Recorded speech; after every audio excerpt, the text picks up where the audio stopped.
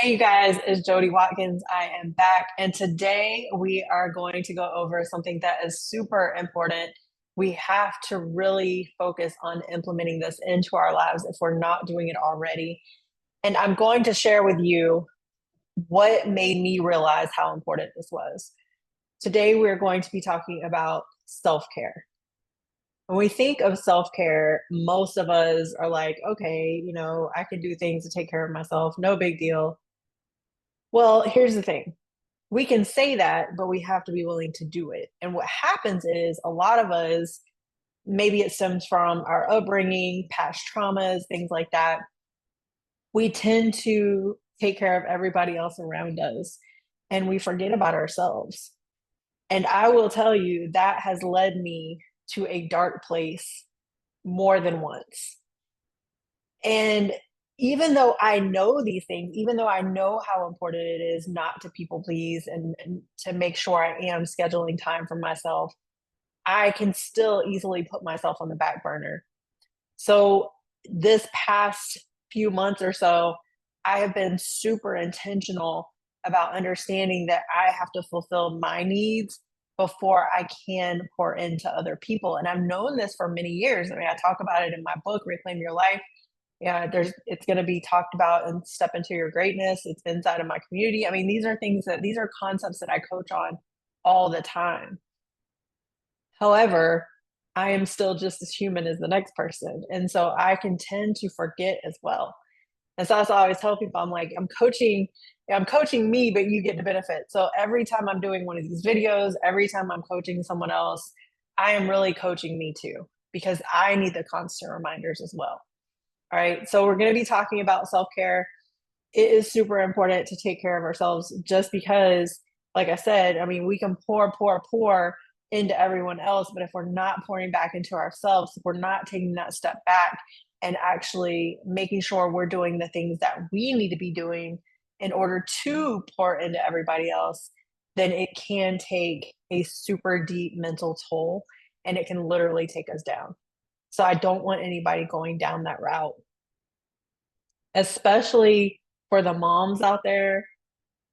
When we become a mom, it's like we just totally forget about ourselves, right? And we cannot do that. We really can't. I will say after I became a mom, I did start implementing more health practices. My mom had passed away 3 months before our daughter was born. And so, I knew that I needed to make sure I could do, as much as possible to combat some of the health issues that were, in our family. So that's what I did. I started my health journey a little bit after she was born. And so I will say I was doing that part. What I wasn't doing very well was this part.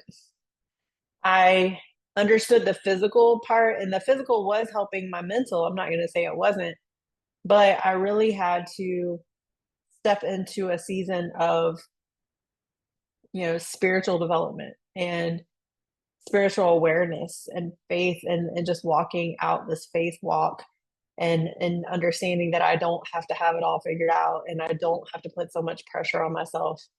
All right. So as a mom, we tend to make sure our kids are taken care of, make sure our families are taken care of, and then who's taking care of us. So that's what we have to really focus in on. And that's what this video is going to be about today. All right. Why is this crucial? It's not just for moms, but I'm going to focus on the moms today. Moms often prioritize their family needs before their own. If you think about it, I mean, even if you're not a mom, but you know other people who are, you see it all the time, right? We have to be able to recharge to avoid burnout. So if you haven't hit the brick wall, just know that if you keep going the way you're going and you're not implementing self care, you'll hit it eventually. And it's not fun. I will tell you that firsthand. I know that all too well. So, my mission behind doing these videos and the coaching that I do is to help people avoid that emotional burnout because I know how detrimental it can be, not only to our lives, but to our goals, to the people around us. It can really, it's not just taking us down, but it's going to affect other people around us. And if we're really trying to take care of our kids and our families, we're doing them a disservice if we're not taking care of ourselves. All right. So that's my main mission with doing these videos and all the coaching that I do and the speaking and everything else is like, hey, we have to be open to taking care of ourselves. It's not, you're not selfish if you're, taking care of yourself sometimes. Now, if you're only taking care of yourself and you're putting everything else on the back burner, including your kids' needs, I mean, that's a little bit different, right? You got to have the harmony, the balance. So it's important to understand that this is just something that we need to start implementing. And I always tell people, do it first thing in the morning. Take care of you before you try to take care of everybody else. Pour, fill up your cup before you try to pour into everybody else. All right. You can't pour from an empty cup. How many times have we heard that? It's so true. Okay. So we have to remember that. Enhancing overall well-being and being able to take care for others better. Right? When we start taking care of ourselves, like I said, we can literally take care of everyone else so much better. I thought that I was a good coach before, and I guess I was because I still have people that I keep in touch with. But as I've evolved and begun taking care and making myself important, right? As I've done that, I've been able to take care of everybody else so much better, right? And so I've become a better person, a better mom, a better coach. I mean, everything, right? And I'm still a work in progress, as we all are. So it's just about continuing to work on ourselves, evolving, growing, getting around people who are, they know more than we do, or they're more experienced than we do in certain areas.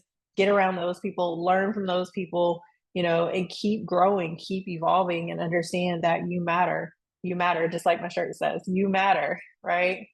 I matter. All right. So there's different forms of self-care: physical self-care, regular exercise, healthy eating, adequate sleep. All right. Now, everybody's version of adequate sleep is a little bit different. For me, I work very well off of 6 hours of sleep. Sometimes 7 is good for me. As I'm getting older, I'm learning that I need a little bit more. So I'm giving myself 7 sometimes. But once I reach 8, that's a little too much for me. So I haven't graduated to that just yet.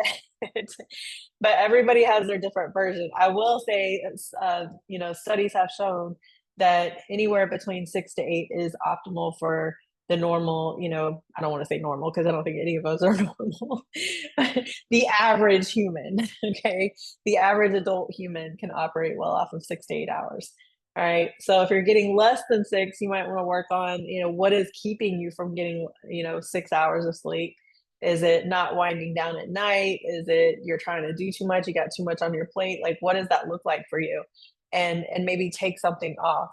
Um, Exercise, super important. Getting moving first thing in the morning, that your endorphins get going, you feel better, and you showed up for you, right? And so that allows that confidence to exude a little bit better too, knowing that you showed up for you. And exercise looks different for everyone else. I coach people on strength training mostly because I know how important that is for women, especially, and also for athletes, because I was an athlete who didn't know all the things before. And so now I know that, those things could have helped me along the way. And so I try to make sure, the younger athletes get the information as well, especially when it comes to nutrition. So that's the next thing: healthy eating, learning how to fuel your body. This is not about diets. This is not about taking out a whole macronutrient group. Like everybody's like, oh, I need to cut my carbs. No, you don't. You just need to learn how to eat, because your brain actually needs those carbs. Your body needs those carbs. Your muscles needs those carbs, right? So it's really getting around people. I've had my certifications in nutrition for many years. It's getting around people who, again, know more, are more experienced, and who can help you so you get the proper information and you're not just winging it, because winging it isn't fun either. That can be it can get a little frustrating when we're winging it, right? So just be careful with that. Mental self-care is super important. That's actually what I'm focusing more on these days. My spiritual development, first thing in the morning, I'm reading scripture and trying to just learn these things, these concepts that have been helping me along the way, learn that I do matter, and I am fearfully and wonderfully made, and no matter what traumas I've gone through in my past, I don't have to continue to live like that. I don't have to continue to self sabotage. I don't have to continue to have the limiting beliefs. I don't have to continue to have imposter syndrome, right? So that's what I'm kind of focusing more on these days. Um, Making sure I'm journaling some, so I will write some, uh, depending on what I'm reading. I do go to therapy regularly, right? And I also have coaches and mentors. That's super important too, having a a good coach, a good mentor, someone who you can, reach out to when you need them. Having that person around is super important. And then, of course, setting aside time for hobbies is important. Reading, learning new things, also building a supportive social network, a community is very important too. So those things are going to help with your mental and emotional well-being. And at the end of the day, if you think about, I used to be a pretty reactive person, and I still can be, right? So that is something that I have to constantly work through, and that's where self-awareness comes into play. Like, I have a worksheet that I give my clients. It's a self-awareness worksheet where they can go through and become a little bit more self-aware, because if we're not self-aware, we can't really work on these things. So it's important to become self-aware. So now that I know I have that reactivity within me, it's a little bit easier for me to work on it. And of course, I've been doing it for years now. So I'm able to, catch it a little bit more, but it's not 100% either. Right. So we also have to be willing to give ourselves some grace and just understand that sometimes we're just doing the best we can with what we have. And that's okay too. That's part of self care, loving yourself no matter what, loving yourself through it. And then having good people around you who love you through whatever you're going through as well. Right. They understand, they get it, and they give you the space when you need the space, but they come and hug you when you need the hug, right? Those are the kind of people you need around you. You don't have to ask them for anything, they just know. Let's talk about some myths about self-care. The first one I've already talked about: self-care is selfish. Absolutely not. That is the dumbest thing I've ever heard in my life. But we are taught that, unfortunately. Society teaches us that, if you're taking care of yourself, then that's selfish. Or, when you go and work for, I was in the military, right? It was, nobody cared about self-care. It was, get the job done, basically. And if you think about how a lot of these corporations operate, it's literally the same thing. It's, they're not really implementing the self-care time, which is why I'm kind of trying to go that direction with the wellness coaching and corporate wellness, because now I'm like, hey, if you guys would, some of the higher ups, I'm like, if you guys would really pay attention to your employees and their needs and think about what you need, you would probably be a much better and effective leader, right? So even some of our leaders, our corporate leaders and our military leaders, aren't taking care of themselves. So it's no wonder why they can't be effective for the people who are underneath them, who are around them, right? So they need to be implementing some self-care practices. And as they're doing that, why not allow the employees to do that as well? That is super important, right? It is not selfish. Self-care is not expensive. It doesn't have to be. You can literally, if you buy a $5 journal, that's not expensive. If you're sitting in quiet and peace, that's not expensive. That's just getting up earlier so you have some peace before everybody else wakes up, which is why I try to get up earlier, which is why I've done that for many years. It's because when I found out, I was like, okay, I need to take care of myself before I have to take care of everyone else. So let me get up before they start pulling at me, right? And so that's one of the reasons why I started waking up so early, was just to have that self-care time.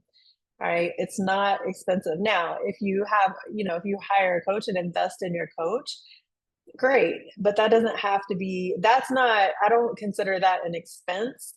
When I hire a coach and I invest in a coach, that's an investment in myself. I don't consider that an expense at all. So think about, reframing your mindset a little bit around what's an expense and what's an investment. That's a little bit different. Self-care requires a lot of time. No, it doesn't. You can take out 5 minutes. I always I'm like, if you can't find 10 or 15 minutes to kind of work on some mindfulness and maybe a few minutes to do some stretching, some movement, then there's a problem, right? So you can have some very manageable practices that fit into your busy schedule. Taking breaks throughout the day is very important. It's not just about the morning, but making sure. Last week I talked a lot about time management and having a planner. I literally write in my planner: break, eat, shower, right? Like, I write all those things in there because that it kind of reminds me, like, okay, I need to make sure I'm, taking breaks and kind of sticking to it. And I tell people, like, set alarms, set timers, work for 45 minutes to an hour and then take a break. Take a 10-minute break. That's okay. You should be doing that. All right. So it's just about implementing those small little things into your busy schedule.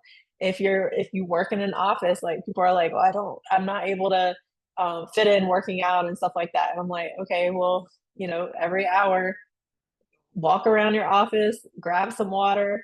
All those things are self-care, right? And a lot of people don't drink enough water. So I'm always like, when you go for a walk, drink your water, right? When you go walk around, get up from your desk, whatever that looks like, walk around and drink some water at the same time. All right. I want to encourage you to share your favorite self-care activity in the comments. What do you do? Is it yoga? Is it, what does your mindfulness look like? What does your self-care look like? Is it something that you're able to do consistently? Is it something that you do sporadically? And when you do implement it, here's what I really want to know. How does that help you? Do you see a difference when you do implement it? So please share those things in the comments. Come into the Step Into Your Greatness community and share there as well. There's a discussion board that's open to everyone. You can start your own discussion. I would love for you to do that. And we will come in and support you and discuss and be part of that together, okay? Because we want to create a community discussion around different self-care activities. And I would love to have everyone come in there and engage, all right? So please follow the link to the community and let's work together and do that, build that together, okay? All right, so let's recap. Self-care is not selfish. Self-care is necessary. I was gonna say it's a necessity. It is a necessity. It is necessary. If you truly want to be the best possible version of yourself for everyone else, then you need to take care of yourself. There's different ways of doing that. Sitting still for a couple minutes. And I know people are like, I can't sit still to save my life. That was me. All right. But now I've learned how to do it. And maybe it's just a few minutes, maybe my mindfulness looks a little bit different than everybody else. I do read, but I read while I'm doing cardio sometimes, right? So I'm reading while I'm moving. But even that is filling my brain. It's considered mindfulness. I'm moving. I don't have to be completely still because that helps me. For some reason, that helps me retain the information. But I'm still doing it. I'm still taking care of my brain. I'm still feeding my brain. I'm still giving myself what I need. All right. So just think about those things. There are, different things that we can use. We have the planners. I talked about Google Calendar last week. That's what I use. And then, of course, the High Performance Planner by Brenden Burchard. We can actually implement those self-care activities and write it out in a planner as well. We need to be putting our phones away during the self-care time. All right. Even if you're at the gym, like, I try to stay off mine. I do have a workout program. So I have the First Form app that I use. And so I will go on there and, kind of keep track of my workouts and things like that. But other than that, I'm not really on my phone while I'm at the gym. I think it's a good idea to just kind of put your phone away and just fully disconnect. If you're doing, mindfulness, if you're at the beach, like, just don't even worry about getting on your phone. Take some pictures. You can share that on social media later. You don't have to do it right then, but you don't really have to be on your phone right then. So I definitely encourage you to just put your phone away sometimes, get away from the distractions and take that few minutes for yourself, even if it's just 5 minutes. All right. And then setting healthy boundaries so your self-care time is respected. Most people now, they know that, like, I'm not available. Now, there's a couple of people that can get through for emergencies before 8 o'clock, but I'm not available for everybody else until after 8 a.m. And sometimes not even after that. Sometimes it's after that. So, but at least by 8 a.m., I'm not going to be readily available for everyone. And after about 9 p.m. at night, I'm switched off for the most part. All right. Like I said, I have a couple close people that can get in when, if they need something. But for the most part, you have to respect your own boundaries so that everybody else around you will respect them as well. All right. And you have to set those boundaries. You don't have to be readily available for everyone. Please don't try to be, because if you do try to be, and I know this all too well, you will send yourself into anxiety, depression, overwhelm, and all the things. And you will wonder why you're so burnt out. And that's why. All right. So thank you for tuning in. I hope this video has helped you. If it has, make sure you comment, make sure you like, share, subscribe to the channel so you can get more access and stay in the know when there's new videos. I plan on having another one out on Friday. We're going to talk more about self-care on Friday, and then we're going to move on next week. All right. So thank you guys for tuning in. Again, this is Jody Watkins. Jody Watkins Inspires. I am here on a mission to inspire you to step into your greatness, bash your limiting beliefs, and help yourself get further in life. All right. Have a great day. Stay blessed.